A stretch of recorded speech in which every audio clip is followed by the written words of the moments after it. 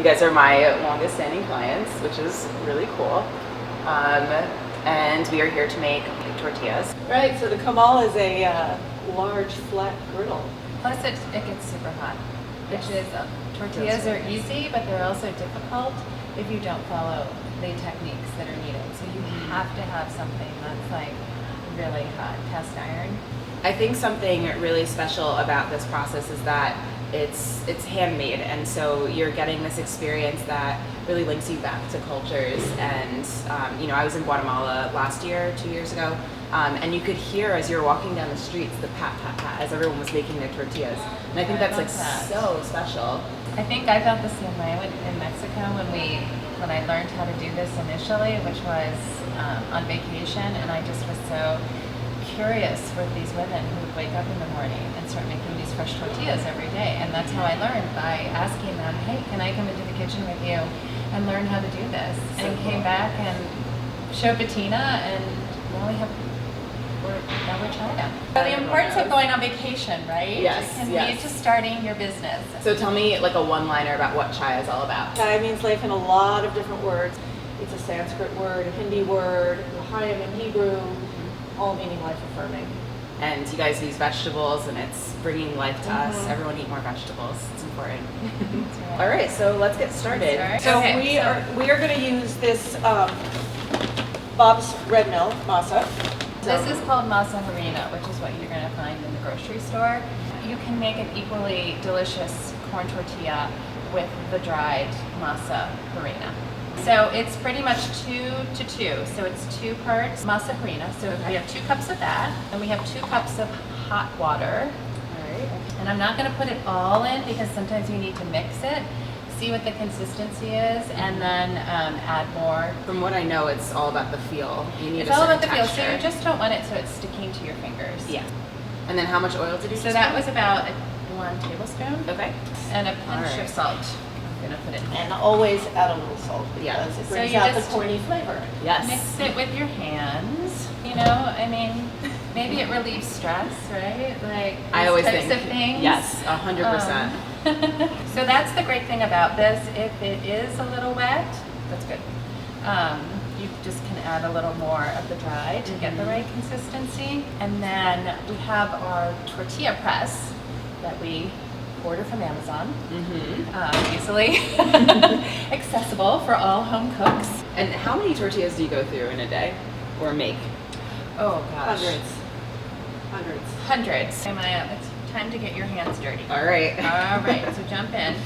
So after the masa is mixed, you don't have to let it sit or anything like that, like bread. It doesn't have to do anything. It's done. You do have to roll it and try to press it as quickly as possible, or it will dry out. Okay. And if you can't do that, you can put a wet cloth over the top of it to keep it moist.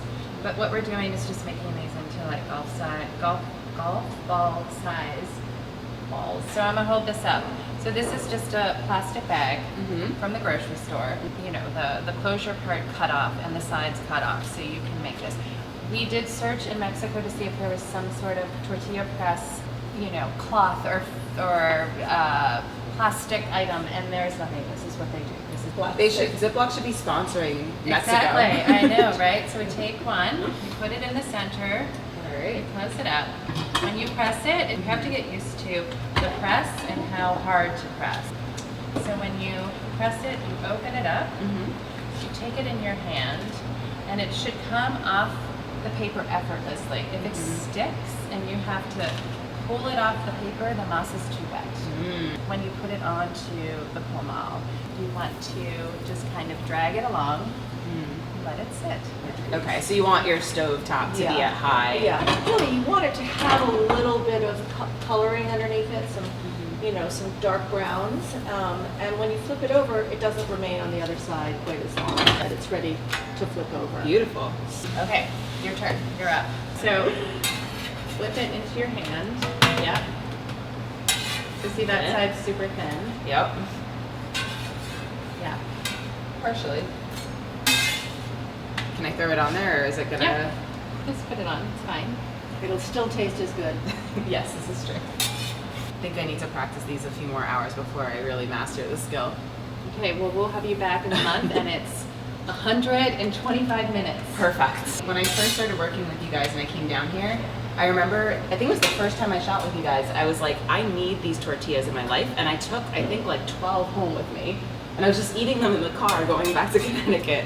It was hilarious. But I definitely, I mean, I could get down with these. Just plain or like some butter on it. Some woman came in and she's, I can't remember what country she's from, but the thing is just to put butter on them, like toast. We could start selling them in the morning, just, you know, buttered tortillas. I would be the first person in here. How easy would that be? We just have to get Kerrygold to sponsor. Are you listening, Kerrygold? Exactly. There you go. You started. You're hired. She's hired. Awesome. And that's it. That's Yay. Thank you, Maya. Thank you so much for showing me. And hopefully all of you guys will make your own tortillas at home. And earn the apron. Or come to Chaia. Yes, and earn the apron. If you're not in the mood, we're happy to make them for you, right? Yes. Love it. Thanks. Bye, Maya.